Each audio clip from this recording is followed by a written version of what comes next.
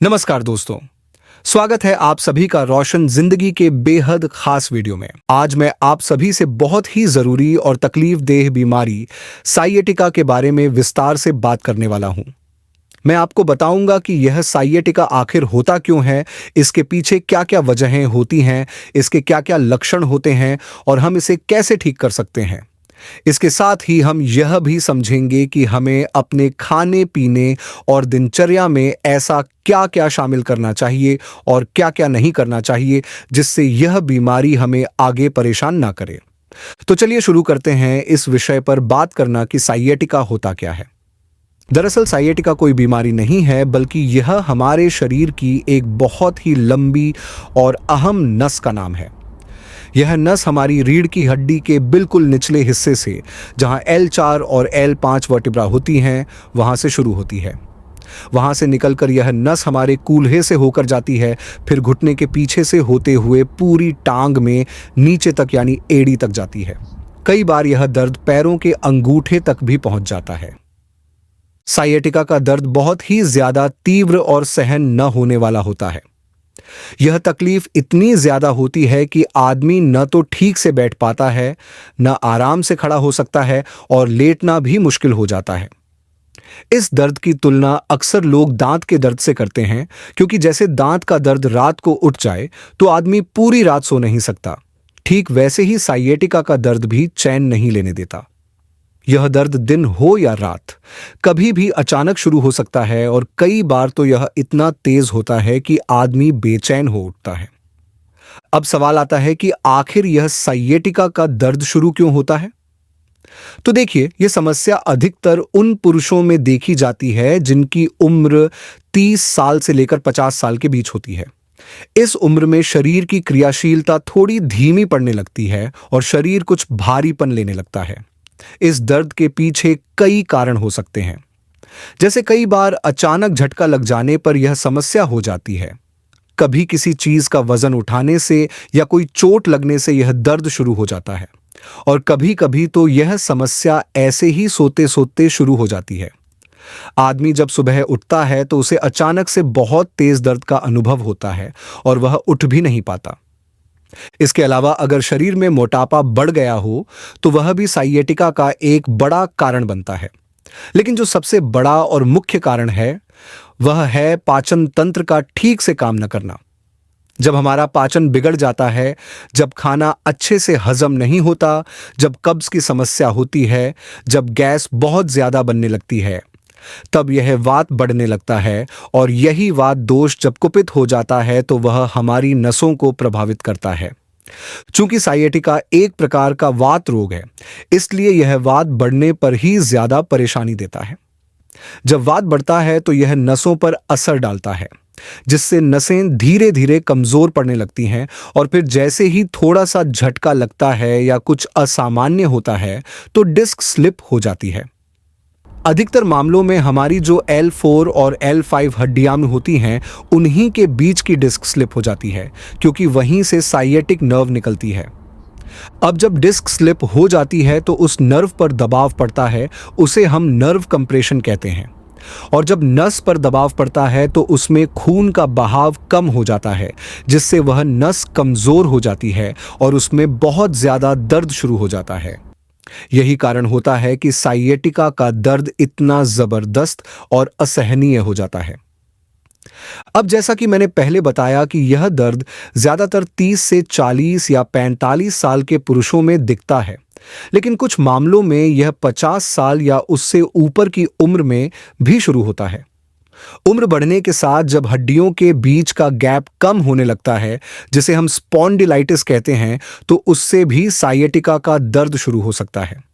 इस स्थिति में नस पर दबाव पड़ता है और खून का संचार ठीक से नहीं हो पाता। 50 साल की उम्र में जो साइएटिका का दर्द होता है वह कभी कभी हल्का होता है, यानी माइल्ड पेन होता है, जिसमें बस भारीपन सा लगता है। कभी कभी यह मॉडरेट यानी मध्यम स्तर का होता है, जिसमें दर्द तो होता है लेकिन बर्दाश्त करने लायक होता है। और कई बार यह दर्द इतना ज्यादा बढ़ जाता है कि आदमी को मजबूरन ऑपरेशन का भी विचार करना पड़ जाता है, क्योंकि दर्द सहन के बाहर हो जाता है और दवाइयों से भी राहत नहीं मिलती। लेकिन मैं आपको पूरी सच्चाई और भरोसे के साथ यह बताना चाहता हूं कि चाहे आपकी स्थिति कितनी भी गंभीर क्यों ना हो, चाहे दर्द हल्का हो, मध्यम हो या बहुत ज्यादा, अगर आप कुछ बदलाव अपने जीवन में कर लें, खासकर अपनी दिनचर्या और भोजन में, तो आपको ऑपरेशन की जरूरत ही नहीं पड़ेगी। वीडियो में आगे बढ़ने से पहले आपसे रिक्वेस्ट है कि वीडियो को लाइक कर दें। अगर अभी तक चैनल सब्सक्राइब नहीं किया है आपने, तो सब्सक्राइब भी कर लें और वीडियो को अपने तमाम दोस्तों, रिलेटिव्स को भी शेयर जरूर कर दें, जिससे कि वो भी इस वीडियो का लाभ प्राप्त कर सकें और हमेशा हेल्दी एंड फिट रह सके। अब हम अपने टॉपिक पर लौटते हैं। सबसे पहले हमें अपनी डाइट यानी खाने पीने की आदतों में बदलाव करना पड़ेगा। हमें समझना होगा कि जो हम रोज खाते हैं उसमें क्या चीजें हैं जो वात को बढ़ा रही हैं। बहुत बार हम खाने पर ध्यान ही नहीं देते और न ही यह समझते हैं कि कौन सी चीज हमारे लिए नुकसानदायक है। जब वात बढ़ता है तभी साइएटिका जैसी तकलीफें बढ़ती हैं, इसलिए हमें वात बढ़ाने वाले खाद्य पदार्थों से दूर रहना होगा। जैसे ही आपको साइएटिका का दर्द महसूस हो, उसी वक्त आपको अपनी डाइट को सुधारना शुरू कर देना चाहिए। सबसे पहले तो जो आटा आप इस्तेमाल करते हैं वो छना हुआ न होकर मोटा और छोकर युक्त होना चाहिए। अपनी डाइट में आप फलों की मात्रा बढ़ाएं, सलाद का सेवन करें, हरी सब्जियां खाएं। इससे आपकी आंतें साफ होने लगेंगी, कब्ज कम हो जाएगा और गैस की समस्या भी घटेगी। जब पेट साफ होने लगेगा तो वात भी कम होने लगेगा और आप खुद महसूस करेंगे कि धीरे धीरे दर्द में राहत मिल रही है। हमें ऐसी चीजें खानी चाहिए जो क्षारीय यानी ऑल्कलाइन हो और अम्लीय यानी एसिडिक चीजों को कम से कम करना चाहिए। जब हम अल्कलाइन चीजें खाते हैं तो शरीर में जमा हुई गंदगी और विषैले तत्व बाहर निकलने लगते हैं और खून शुद्ध होने लगता है।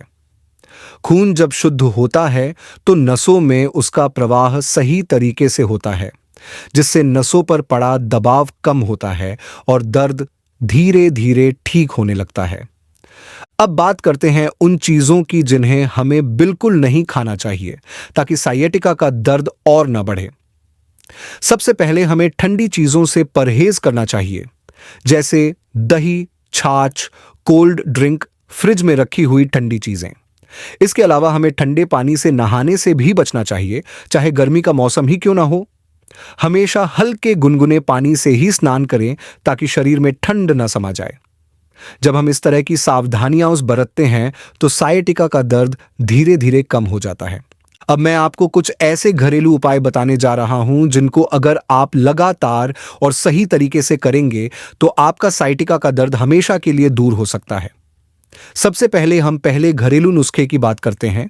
तो जब साइएटिका का दर्द होता है, जैसा कि मैंने पहले भी बताया कि ये वात दोष के कारण होता है, तो हमें सबसे पहले अपने शरीर की जो वात नाड़ियां होती हैं, जिनमें सूखापन और जकड़न आ जाती है, उन नाड़ियों में चिकनाहट लाने की जरूरत होती है ताकि जो वात का असर है वो धीरे धीरे कम होने लगे और खत्म हो जाए।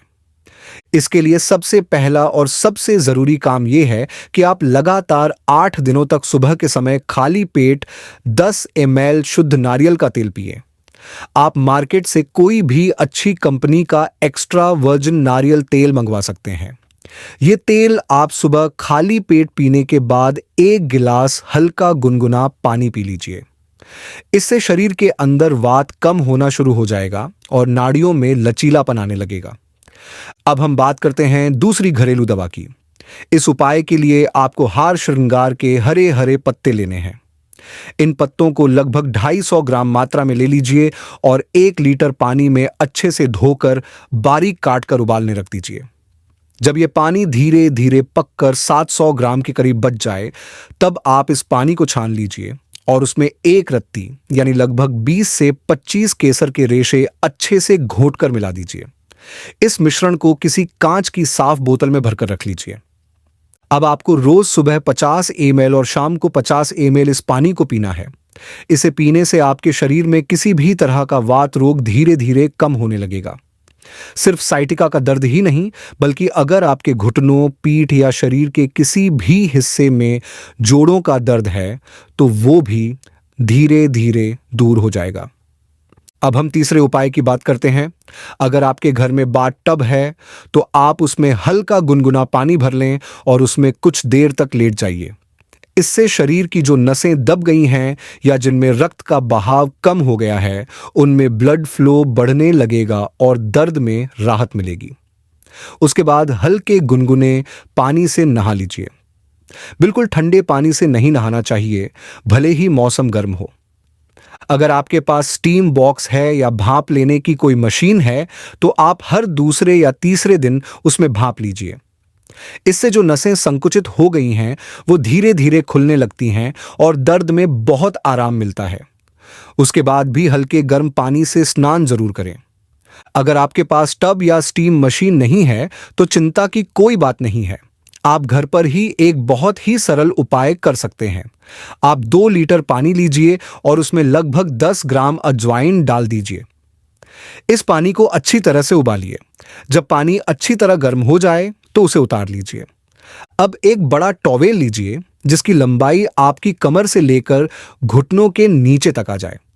इस टॉवेल को उस अजवाइन वाले गर्म पानी में भिगोइए, अच्छे से निचोड़ लीजिए और फिर उसे अपनी कमर और टांगों पर अच्छे से लपेट लीजिए। ऐसा करने से नसों में जो दर्द है उसमें बहुत राहत मिलती है। इस उपाय को और भी आसान बनाने के लिए आप 2 टॉवेल रख सकते हैं। एक को इस्तेमाल में लीजिए और दूसरे को माइक्रोवेव में गर्म कर लीजिए। फिर बारी बारी से दोनों टॉवेल को बदलते रहिए और सिकाई करते रहिए। इससे बहुत अच्छी राहत मिलती है और दर्द धीरे धीरे खत्म होने लगता है। अब क्योंकि साइटिका का दर्द मुख्य रूप से वात की गड़बड़ी के कारण होता है, तो पेट को साफ रखना भी बहुत जरूरी होता है। इसके लिए आप हर रात सोने से पहले 1 गिलास गर्म दूध के साथ 10 ग्राम आंवले की सौंठ लीजिए। इससे पेट साफ होगा, कब्ज नहीं बनेगा और गैस की समस्या भी नहीं होगी। जैसे जैसे पेट साफ रहेगा वैसे वैसे आपका दर्द कम होता जाएगा। अब मैं आपको कुछ योग के आसान तरीके भी बताना चाहता हूं जो साइटिका के लिए बहुत फायदेमंद हैं। लेकिन ध्यान रहे कि आपको कोई भी आगे की ओर झुकने वाला आसन नहीं करना है, क्योंकि उससे दर्द और ज्यादा बढ़ सकता है। आपको सिर्फ पीछे की ओर झुकने वाले यानी बैक बैंडिंग वाले आसन ही करने हैं। आप चाहें तो रोजाना इन 4 योगासनों को कर सकते हैं: भुजंगासन, शलभासन, वज्रासन और मकरासन। इन आसनों को करने से आपकी रीढ़ की हड्डी मजबूत होती है, नसों में दबाव कम होता है और ब्लड फ्लो भी बढ़ता है। अगर आप रोजाना इन योगासनों को करने की आदत बना लें और 10 से 15 मिनट निकालकर नियमित रूप से करें तो आपका दर्द धीरे धीरे खत्म हो जाएगा। जब दर्द ठीक हो जाए तब भी आप रोजाना थोड़ा बहुत टहलना शुरू कर दीजिए। यह